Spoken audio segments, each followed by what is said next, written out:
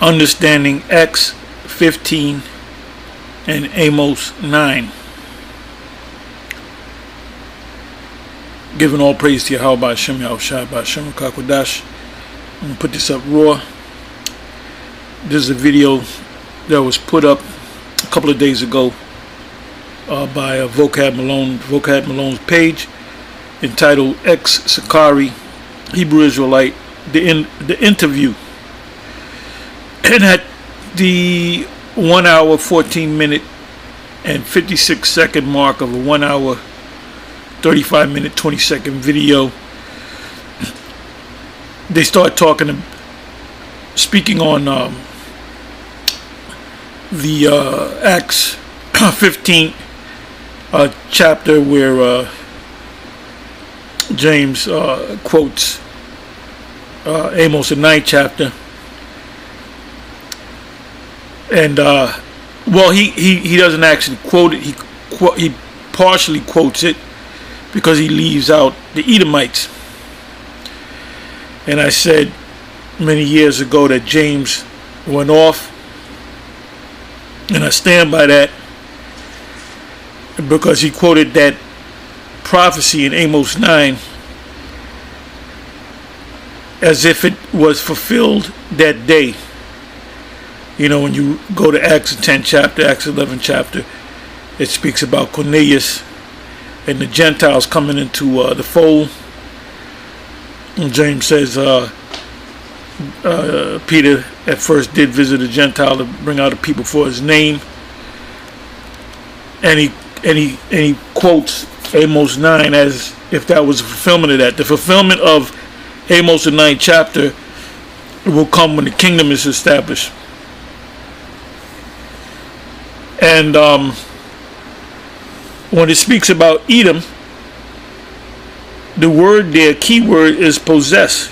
And we're going to look at the word possess. We're going to go into the Hebrew word. The word is Yashar, I believe, but we'll check it out. So let me let you hear or listen to the infamous Vocab Malone read Acts the 15th chapter, and then I'm going to go into Amos 9.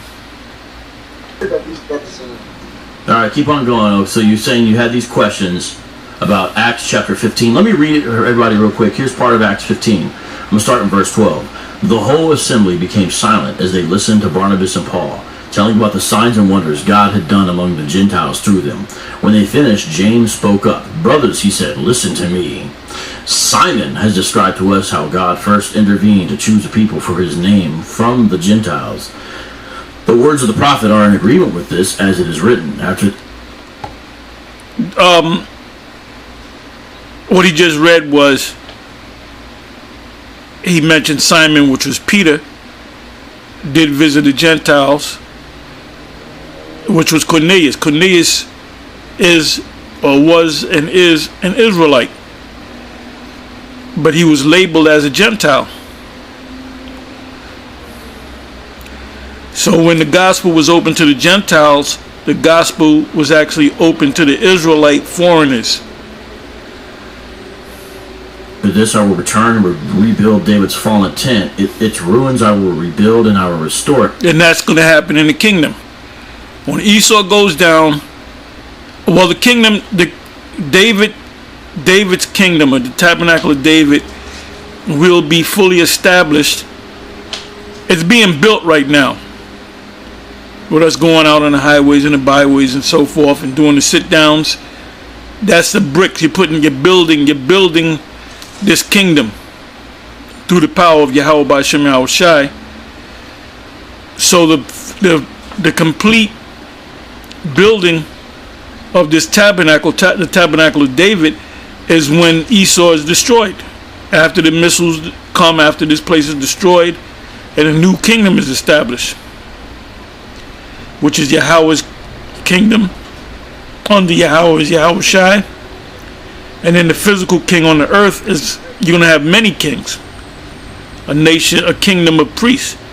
But the number one king will be King David, coming back into power.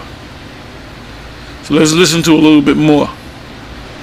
That the rest of mankind may seek the Lord, even all the Gentiles who bear my name, says the Lord, who does these things known from long ago. It is my judgment, therefore, that we should not make it difficult for the Gentiles who are turning to God. Instead, we should write to them, telling them to abstain from food. You heard that?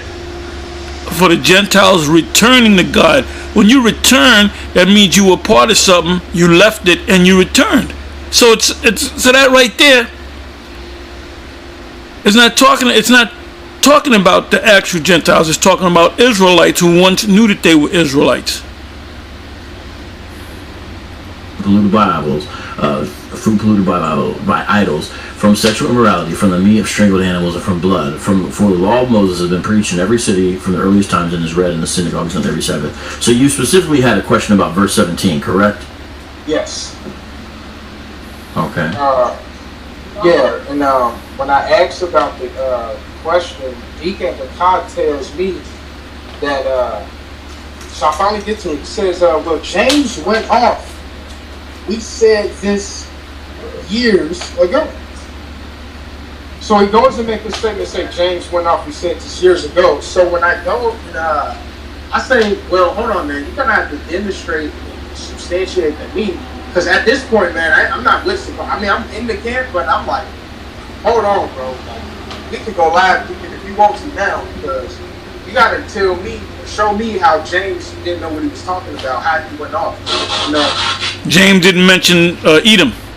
James didn't mention Edom, so that wasn't an exact quote from Amos 9. He never explained it to me. He never gave any breakdown until I actually left the camp and I challenged him live. I got like 3 videos with him challenging him live about it. He what was his answer? Yeah, James went off. And it trickled down to that, to the King Agrippa debate that me and Deacon had. He admitted that he was going to have to critique some doctrine. That's when Alazar got on there and cussed him on the side out. King Agrippa and Vocab had spoken about this in the past. The conversation that Paul had. In the kingdom of heaven, King Agrippa will be a slave, okay? No matter what was said, he's going to be a slave. He said, thou almost madest me a Christian. However he said it. Let's listen to a little bit more. See, these guys don't understand the scriptures, man. Explaining how I didn't know the book of Acts, but your boy Deacon just conceded and said he was going to have to make some critiques to the doctrine, which I have footage of that as well. Hey, how did he say it exactly? Because you have a pretty good impersonation. Which one, the Deacon or? No, of Alazar. When he came on, he was upset. Oh yeah, he got on there and talking about some. Oh man, I can't. He bust in there and talking about some. So so mind you, Deacon done conceded with the doctrine. He done admitted he might be wrong. We patching it up, talking about some Shabar, we love you. That's how it ended up. Shabar, we love you, man. All praises. And Alazar comes like a devil. The still what was song. Oh hell no! I can't believe y'all let this dude lie on the Bible like that. He still don't know what the he is talking about. He still don't know. Oh man, like you know what I'm saying, coming there tripping. He's telling Deacon, I can't believe y'all let this nigga lie on the book of Acts. He still don't know what he's talking about.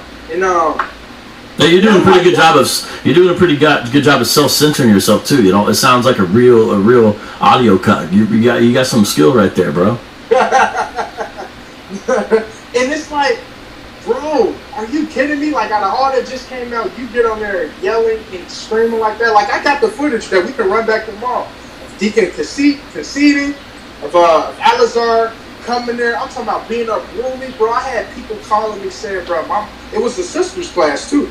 And somebody sent me the link telling me to jump on live and deal with this. So I got on there and we patched it out.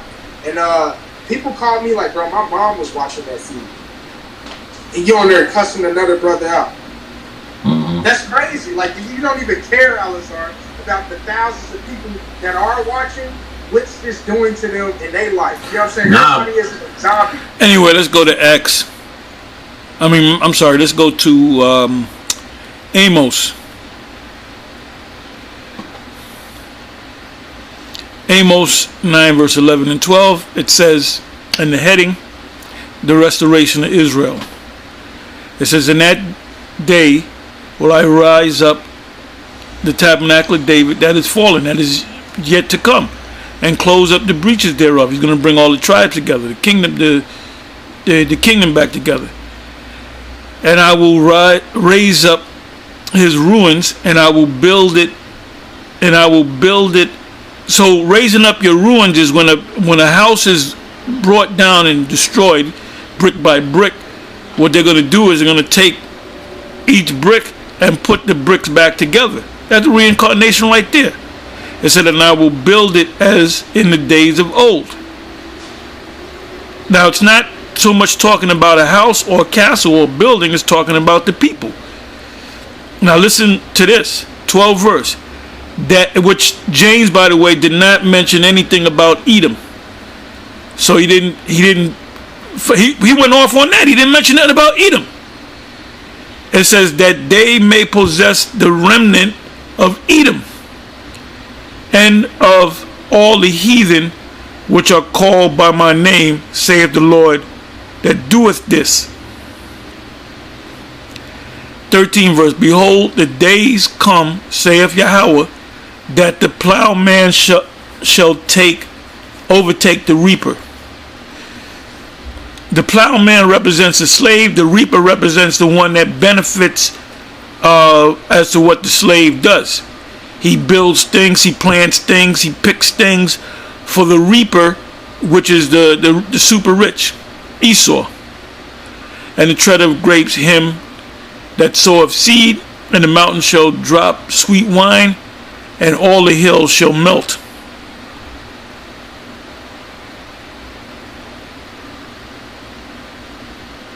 Read the 14th verse. And I will bring again the captivity of my people Israel. In other words, he's going to take them out of captivity, and they shall build away cities. That's in the kingdom. And we're going to have slaves doing that. And inhabit them. So the kingdom is going to be on earth. And they shall plant vineyards and drink the wine thereof. So we're going to drink wine, eat food, enjoy ourselves, and we're going to have slaves. They shall also make gardens and eat the fruit of them. And I will plant them, the Israelites, upon their land, and they shall no more be pulled up out of their land. We're not going to go into slavery. No, like the Assyrians took down the northern kingdom of Israel. The Babylonians took down the southern kingdom, the kingdom of Judah. So, when you go back to the history of Israel, we were taken down by other nations. So, we're not going to be taken down by other nations because we're going to be in the kingdom. Our kingdom is going to be an everlasting kingdom.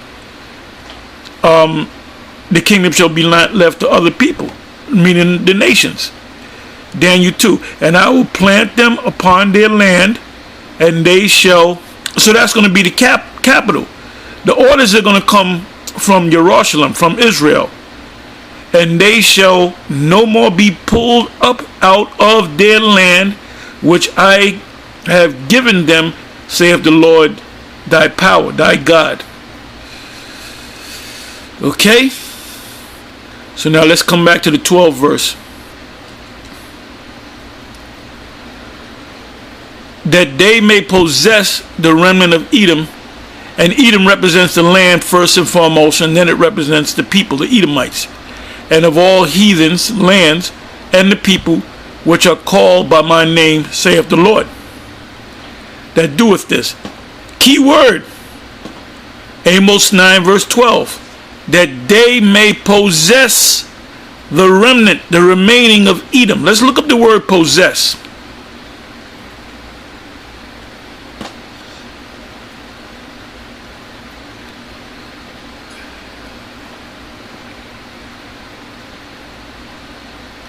The word is yarash. And what does it mean?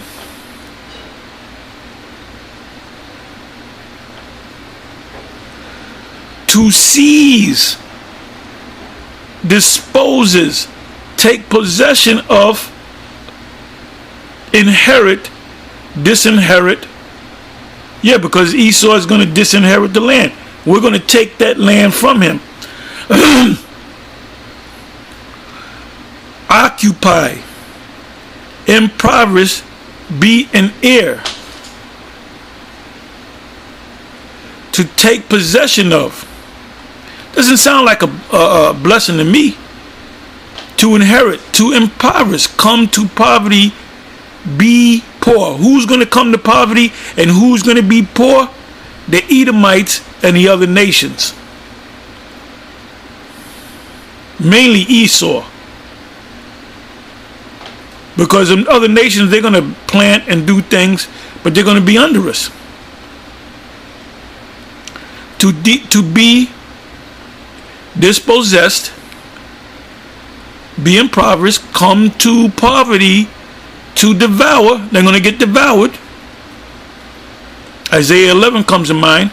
To cause, to possess or inherit, to cause others to possess or inherit, to impoverish, to dispossess, to destroy, bring to ruin, disinherit. What does it mean, bring to ruin? Esau will be brought to ruin. Anyway, with that, I'm going to say shalom.